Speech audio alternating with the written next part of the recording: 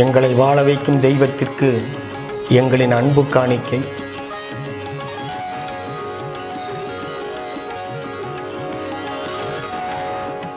அனைவருக்கும் வணக்கம். நமது இதய தெய்வம் எம்ஜிஆர் அவர்களை புகழ்படுத்த, பெருமைப்படுத்த எண்ணற்ற பட்டங்கள் அவருக்கு இருக்குது.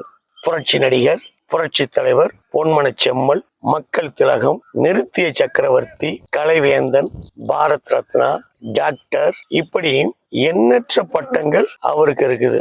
அவரை பெருமைப்படுத்துறதுக்கு இப்படிப்பட்ட பட்டங்கள் இருந்த போதிலும் இன்னும் அவருக்கு பெருமை சேர்க்கக்கூடிய ஒரு மகத்தான பட்டம் இருக்குது. அது என்ன தெரியுங்களா? எல்லோரும் அவர் அன்போட வாத்தியாரே வாத்தியாரே வாத்தியாரே அப்படின்னு சொல்றாங்க பார்த்தீங்களா?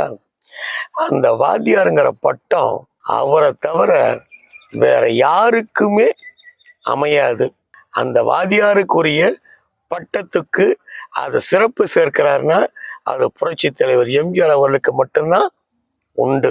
இன்னைக்கு உலகத்துல பார்த்தா எந்த துறையா இருந்தாலும் சரி, அவங்க எவ்வளவு ஒரு உயர்ந்த இடத்துக்கு சென்றாலும் சரி, உச்சத்துக்கு சென்றாலும் சரி, அவங்களுக்கு அடிப்படையான ஒரு விஷயம் கல்வி. அந்த கல்வியை கற்றுக் கொடுத்தது ஆசிரியர்கள். ஆக அந்த ஆசிரியர் என்ற வாத்தியார் இல்லைன்னா இன்னைக்கு இந்த உலகத்துல இவ்வளவு வளர்ச்சி இல்லை, இவ்வளவு முன்னேற்றம் இல்லை. அதே போல புரட்சி தலைவர் எம்ஜிஆர் அவர்கள் இயற்கையிலேயே தான் கடைபிடித்து வந்த மது அருந்தக்கூடாது, புகைப்பிடிக்க கூடாது, பொய் சொல்லக்கூடாது, திருடக்கூடாது, பிறர் மனதை புண்படுத்தக்கூடாது அப்படிங்கிறது மட்டுமல்லாமல் பெரியவங்களை மதிக்கணும், பெற்றவங்களை மதிக்கணும், தாய் குலத்தை மதிக்கணும், உடன் பிறந்தவங்களை மதிக்கணும், எல்லாத்துக்கும் மேல உழைக்கணும், உழைப்பால உயரணும், உண்மை, உழைப்பு, உயர்வு, நேர்மை, இப்படி பலதரப்பட்ட நீதி போதனைகளை அவரு தான் கடைபிடித்து அதை தான் நடிக்கக்கூடிய திரைப்படங்கள்ல காட்சிகளின் மூலமாகவும் சரி, பாடல்கள் மூலமாகவும் அவர் மக்களுக்கு ஒரு விழிப்புணர்வை ஊட்டி, சினிமாங்கிறது ஒரு பொழுதுபோக்கல்ல, திரைப்படங்கள்ங்கிறது ஒரு சாதாரணமான ஒரு சினிமா கொட்டைகள்ல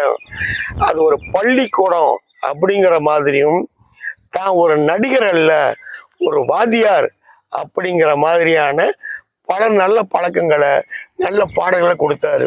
நல்ல நல்ல பிள்ளைகளை நம்பி இந்த நாடே இருக்குது தம்பி, சின்னஞ்சிறு கைகளை நம்பி ஒரு சரித்திரம் இருக்குது தம்பி, நல்ல பேரை வாங்க வேண்டிய பிள்ளைகளே, இந்த நாடு என்னும் சோலைகளே நாளை மலரும் முல்லைகளே, சின்ன பையலே சின்ன பையலே செய்தி கேளடா, நான் சொல்ல போகும் வார்த்தையை நல்லா எண்ணி பாருடா, ஆளு வளரணும், அறிவும் வளரணும், அதுதான்டா வளர்ச்சி, உன்னை ஆசையோடு ஈன்றவருக்கு அதுவே நீதரும் பயிற்சி அப்படிங்கிற மாதிரியான கருத்துக்கள். உன்னை அறிந்தால், நீ உன்னை அறிந்தால் உலகத்தில் போராடலாம், உயர்ந்தாலும் தாழ்ந்தாலும் தலை வணங்காமல் நீ வாழலாம். எப்பேற்பட்ட கருத்துங்க! சிரித்து வாழ வேண்டும், பிறர் சிரிக்க வாழ்ந்திடாதே, உழைத்து வாழ வேண்டும், பிறர் உழைப்பில் வாழ்ந்திடாதே, நல்ல நல்ல நிலம் பார்த்து நாளும் இதை விதைக்கணும், நாட்டு மக்கள் மனங்களிலே நாணயத்தை வளர்க்கணும், பள்ளியின்ற நிலங்களிலே கல்விதனை வளர்க்கணும், இல்லாதார் வாழ்க்கையிலே இன்பப் பயிர் வளர்க்கணும். இப்படி ஏகப்பட்ட கருத்துக்கள்.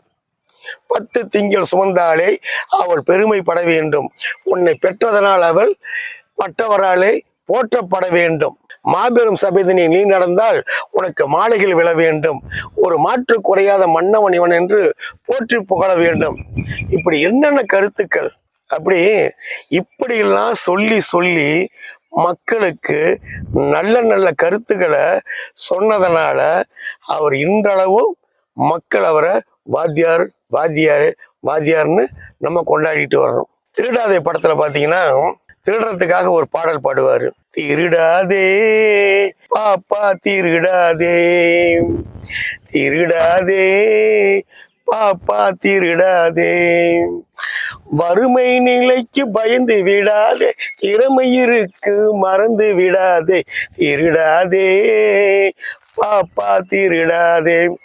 ஆக திருடக்கூடாதுங்கிறத ஒரு எம்ஜிஆர் தோன்றி அவர் அந்த பாடலை பாடுவாரு. ஏன்னா மது அருந்துறதுனால அவங்க பலவிதமான கெட்ட பழக்க வழக்கங்களுக்கு ஆளாயிருவாங்க. அதனால மது அறவா ஒழிக்கணும், மது அருந்தக்கூடாது, குடிக்கக்கூடாது அப்படிங்கிறதுக்காக ஒரு எம்ஜிஆர் இல்லைங்க, 2 எம்ஜிஆர் இல்லை, 5 எம்ஜிஆர் வேடமிட்டு அந்த மதுவின் கொடுமையை சொன்னாதான் அந்த குடிக்கிறவங்க, அந்த போதை போடுறவங்க அந்த குடியிலிருந்து விடுபடுவாங்கன்றதுக்காக 5 எம்ஜிஆர் தோன்றி ஒளிவிளக்கு படத்தை நடிச்சிருப்பாரு. நீதான் ஒரு மிருகம் இந்த மதுவில் விழும் நேரம், மனமும் நல்ல குணமும் உன் நினைவை விட்டு விலகும், மனமும் நல்ல குணமும் உன் நினைவை விட்டு விலகும், நீதான் ஒரு மிருகம் இந்த மதுவில் விழும் நேரம். இப்படி அந்த தீய பழக்க வழக்கங்கள்ல இருந்து மக்களை மீட்டெடுக்கணும், அவங்கள நல்வழிப்படுத்தணும் அப்படிங்கிறதுக்காக இதெல்லாம் யாருங்க, எந்த நடிகர், எந்த கதாநாயகன் இந்த மாதிரி செஞ்சிருக்காரு? ஒருத்தர் நீங்க விரல் விட்டு சொல்லுங்க பார்க்கலாம். அதனாலதாங்க அவர் வாத்தியார். உதாரணத்துக்கு பாருங்க, சில படங்கள்ல அந்த கேரக்டருக்கு இப்படிதான் நடிக்கணும் அப்படின்னு இருந்தா கூட அதுல ஒரு நல்ல கருத்தை வலியுறுத்திடுவாரு. பாருங்க, விஜயா கம்பெனிஸ் நாகிரெட்டியார் தயாரிப்பு, புரட்சியாளர் டபுளாகி நடிச்சிருக்கிறாரு. 1965 ரிலீஸ் ஆன எங்க வீட்டு பிள்ளை படம். புரட்சியாளர் ஜோடியா சரோஜா நடிச்சிருப்பாங்க, இன்னொரு சத்தம் நடிச்சிருப்பாங்க, நம்பியார், நாகேஷ், எஸ்.பி. ரங்கராவெல்லாம் நடிச்சிருப்பாங்க. சாணிக்கா டைரக்ஷனு. இந்த படத்துல எம்ஜிஆர் டபுளாகிட்டு ஒருத்தர் தகிரி சலியா இருப்பார், ஒருத்தர் கோலையா இருப்பாரு. இதுல பாத்தீங்கன்னா ஒரு இன்ட்ரெஸ்டிங்கான ஒரு காட்சி பாருங்க. தலைவர் சாப்பிட ஹோட்டலுக்கு போறாரு. அங்க போனா இப்படி போவாரு, இப்படி பாப்பாரு, ஹோட்டலுக்கு போயிட்டே இருப்பாரு, பாக்கெட் இப்படி விடுவாரு, ஒண்ணுமே இருக்காது, காசே இருக்காது. வா அப்படின்னு போயிட்டு உள்ள போய் உட்காருவாரு. உட்கார்ந்த உடனே சர்வர் வருவாரு, சாருக்கு என்ன வேணும் அப்படிம்பாரு. உடனே தலைவர் கேட்பாரு, என்ன இருக்கு? இட்லி வடை பூரி பொங்கல் உப்புமா அப்படிம்பாரு. சூடா இருக்கா? தலைவர் இருக்கு அப்படிம்பாரு. உடனே தலைவர் சொல்லுவாரு, 3 இட்லி, 6 ஊத்தாப்பம், 3 மசாலா அப்படின்னு சொல்லுவாரு பாரு. மிரண்டுரும் அப்படி. யாருங்க? சப்ளையர் மிரண்டு போயிட்டு 3 மசாலா, ஆமா போதுமா, இன்னும் வேணுமா அப்படின்னு கேட்பாரு. சாப்பிட்டுட்டே வாங்கிக்கிறேன் அப்படிப்பாரு தலைவர். அதே மாதிரி இப்படி போயிட்டு இப்படி தட்டு நிறைய அப்படி அடிக்கிட்டு வந்து தலைவர் டேபிள் வைப்பாரு. வாங்க அப்படின்னு சொல்லி தலையை எடுத்து வச்சுக்குவாரு. உடனே சாப்பிட்டு அடுத்து கேட்பாரு, சப்ளையர் கேட்பாரு, அடுத்து என்ன டீ, காப்பியா, ஹார்லிக்ஸ், போர்ன்விட்டா, கொக்கோ கோலா அப்படின்னு கேட்பாரு. இவர் சொல்லுவாரு, 4 உப்புமா, 4 பொங்கல், வடை இருக்கா அப்படிம்பாரு. இவனை பார்த்துட்டு நொந்து போயிடும் சப்ளையரு. வடை இல்லை அப்படின்னு போக முடியா. இப்படி தலைவர் ஃபுல்லா சாப்பிடுவாரு. சாப்பிட்டுட்டு பாக்கெட்ல காசு இல்லையே, என்ன பண்ணலான்ட்டு அப்படியே கல்லாக போவாரு. அங்க பார்த்து 2 பேர் இருப்பாங்க. பம்பா மட்டும் பயப்பட மாட்டாரு. இப்படி போயிட்டு அந்த ஷூ லேச இப்படி கழுத்த மாதிரி குஞ்சு இப்படி இப்படி பண்ணிட்டு டக்குனு கிளம்பிடுவார். எஸ்கேப் தலைவர். சாப்பிட்டுட்டு காசு கொடுக்காம வந்துடுறாரு. இது அந்த தைரிய சலி வீரன் எம்ஜிஆர் செஞ்சிருது. அடுத்து என்ன பண்ண, பைந்தாங்குடி எம்ஜிஆர் இருக்காரு பார்த்தீங்களா, கோலையா இருப்பாரு, அவரு உள்ள வருவாரு. தலைவர் சாப்பிட்டு அந்த டேபிள்ல அந்த பிளேட்லாம் இருக்கும். இவர் வந்து உட்காந்துட்டு அந்த பிளேட், அந்த இட்லி ஏதோ சாப்பிட்டதை அந்த பிளேட் அப்படி லைட்டா அப்படி தள்ளி வச்சுட்டு உட்காந்து இருப்பாரு. அங்க மறுபடியும் சப்ளையர் வர்றாரு. இன்னும் என்ன வேணும்பாரு. இவனை அப்படி பயந்துட்டு, நான் இப்பதான் நான் வந்தேன் அப்படிம்பாரு. 2 இட்லியும்பாரு. மறுபடியும் பஸ் ஸ்டாண்டா அப்படிம்பாரு சப்ளையர். அதே மாதிரி சொல்லுவாரு, நான் இப்பதானே வந்தேன்ட்டு. அதே மாதிரி இட்லி கொண்டு வைப்பாங்க தலைவருக்கு. இவர் பாருங்க, அவரு சும்மா விட்டு பூந்து விளையாடுவாரு. சாப்பிடுவாரு. இவர் இப்படி இருந்தா இப்படி போடுவாரு, அழகா சாப்பிடுவாரா. சாப்பிட்டுட்டு அப்புறம் வேற என்ன வேணும் அப்படியே சப்ளையரு. காஃபி வைப்பாரு. ஏன்னா ஒன்னாரு எத்தனை காஃபி வைப்பாரு? 1 காஃபி அப்படிம்பாரு. அப்பா தப்பிச்சேன் அப்படின்னு போயிட்டு பில்லு கொண்டு வந்து கொடுப்பாரு. 6 ரூபா. ஐயோ இவ்வளோ 2 இட்லி 6 ரூபாயா அப்படின்னு தலைவர் சொல்லுவாரு. அவன் யார் சாப்பிட்டா அப்படி மாதிரி ஐயோ நான் சாப்பிடல இப்பதான் நான் வந்தேன் பாரு. ஏய் ஏமாத வந்திருக்கேன் அப்படின்னு கலாட்டா பண்ண அப்படி பாரு. ஒன்று தலைவலி இருந்தாங்க அப்படி பர்ஸ் எடுத்து கொடுத்து போட்டு என்னை போதும் எல்லாத்துக்கும் இப்படியே தான் தெரியும். எல்லாமே யாரு போய் என்னை இப்படி தானே பண்றாங்கன்ற மாதிரி ஒரு இது பண்ணிட்டு பர்ஸை கொடுத்து வருவாரு. ஆக இதுல பாத்தீங்கன்னா இவர் சாப்பிட்டு வந்துடுறாருல்ல, காட்சி இவ்வளவுதாங்க. இவர் போகணும், ஒருத்தர் போகணும், நல்லா சாப்பிடும், இன்னொருத்தர் போகணும், அது காசு கொடுத்து வர மாதிரி தான் காட்சி. தலைவர் என்ன சொல்றாருன்னா டைரக்டர்கிட்ட, ஏங்க என்னதான் இருந்தாலும் சாப்பிட்டுட்டு காசு கொடுக்காம வர்றது தப்பு தானே. இதை பார்த்து என்னுடைய ரசிகர்கள் நாளைக்கு சாப்பிட்டுட்டு காசு கொடுக்கலன்னா அது நல்லா இருக்காது. இல்லை என் ரசிகர்கள் அப்படி செய்யக்கூடாது, இதுக்கு வேற ஒரு மாதிரி காட்சி வைக்கணும்.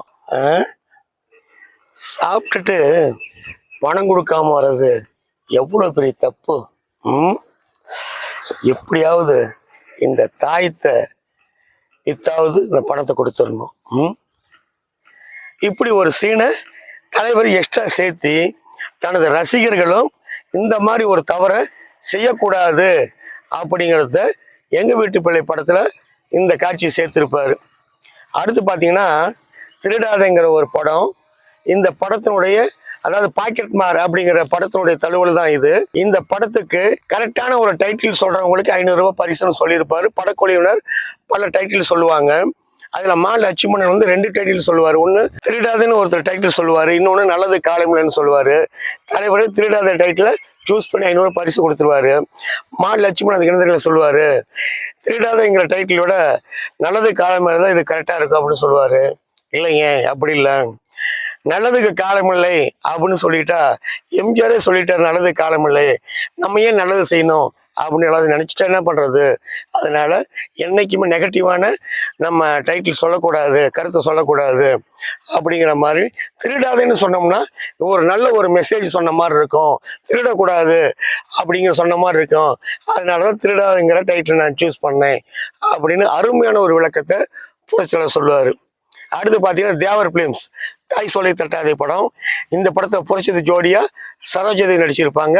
எம்ஏ திருமகம் இந்த படத்தை இயக்கியிருப்பாரு. இந்த படத்துல ஒரு பாடல் காட்சி, போயும் போயும் மனிதனுக்கு இந்த புத்தியை கொடுத்தானே இறைவன், புத்தியை கொடுத்தானே, அதில் பொய்யும் புரட்டும் திருட்டும் கலந்து பூமியை கெடுத்தானே, மனிதன் பூமியை கெடுத்தானே. இந்த பாடல்ல விசில் அடிக்கிற மாதிரி ஒரு ஹம்மிங் வரும். இது யார் அடிக்கிறது அப்படி மாதிரி புரட்சி தலைவர் டைரக்டர் எம்ஏ திருமகிட்ட கேட்பாரு.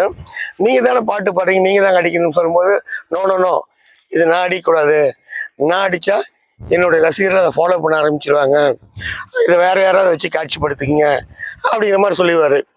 விசில் அடிக்கிறது ஒரு சாதாரணமான ஒரு விஷயம். இதை கூட தான் விசில் அடிச்சா தனது ரசிகர் அதே மாதிரி ஃபாலோ பண்ணி பெண்களை கிண்டல் பண்றதுக்கு பயன்படுத்திக்குவாங்க அப்படிங்கிற மாதிரி அதை கூட வேண்டான்னு தவிர்த்து இருக்கிறாரு புரட்சியாளர் எம்ஜிஆர் அவர்கள். கண்கள் இரண்டில் அருள் இருக்கும், சொல்லும் கருத்தினில் 1000 பொருள் இருக்கும், உள்ளத்தில் பொய்யே நிறைந்திருக்கும், அது உடனிரு போரையும் கருவருக்கும், பாயும் புலியின் கொடுமையை இறைவன் பார்வையில் வைத்தானே, இறைவன் பார்வையில் வைத்தானே, இந்த பாலும் மனிதனின் குணங்களை மட்டும் போர்வையில் அடைத்தானே, இதைய போர்வையில் அடைத்தானே, போயும் போயும் மனிதனுக்கு இந்த புத்தியை கொடுத்தானே, இறைவன் புத்தியை கொடுத்தானே. பாத்தீங்களா? அதாவது புரட்சி தலைவரை பொறுத்த வரைக்கும் அவர் படங்களிலும் சரி, அவரு பாடல்களிலும் சரி நல்ல நல்ல கருத்துக்களை விதைத்தாரு. அதாவது தவறு என்பது தவறு செய்வது, தப்பு என்பது தெரிந்து செய்வது, தவறு செய்தவன் திருந்த பார்க்கணும், தப்பு செய்தவன் வருந்தியாகணும், நல்ல நல்ல பிள்ளைகளை நம்பி இந்த நாடே இருக்குது தம்பி, சின்னஞ்சிறு கைகளை நம்பி ஒரு சரித்திரம் இருக்குது தம்பி. இப்படி அறிவூட்டும் பல கருத்துக்களை புரட்சி தலைவர் எம்ஜிஆர் அவர்கள் சொன்னதுனாலதான் இன்னைக்கும் நம்ம அவரை வாதியார் வாதியார் வாதியார்னு கொண்டாடிட்டு வந்துகிட்டு இருக்கிறோம். அடிமை பெண் படத்துல சந்திரபாபு ஒரு பாலைவனத்துல மாட்டிக்குவாரு. மாட்டிக்கிட்டு தலைவரை காணாத, வேங்கையா வேங்கையா எங்கயா இருக்கிற அப்படிம்பாரு. நம்ம என்ன தெரியுங்களா சொல்றோம், வாத்தியார் ஐயா எங்கயா இருக்கிறீங்க வாங்கையா வாத்தியார் ஐயா வாங்கையா வாத்தியார் ஐயா வரவேற்க வந்தோம் ஐயா, ஏழைகள் உங்களை நம்பி எதிர்பார்த்து நின்றோம் ஐயா, வாங்கையா வாத்தியார் ஐயா. என்னங்க இந்த வீடியோ உங்களுக்கு பிடிச்சிருக்கா? அப்படி பிடிச்சிருந்தா லைக் பண்ணுங்க, ஷேர் பண்ணுங்க, கமெண்ட் பண்ணுங்க. மறக்காமல் எம்ஜிஆரும் ஏஎஸ்ஆரும் டிவியை சப்ஸ்கிரைப் பண்ணுங்க. வணக்கத்துடன் உங்கள் ஏஎஸ் ரவிச்சந்திரன். பாய்.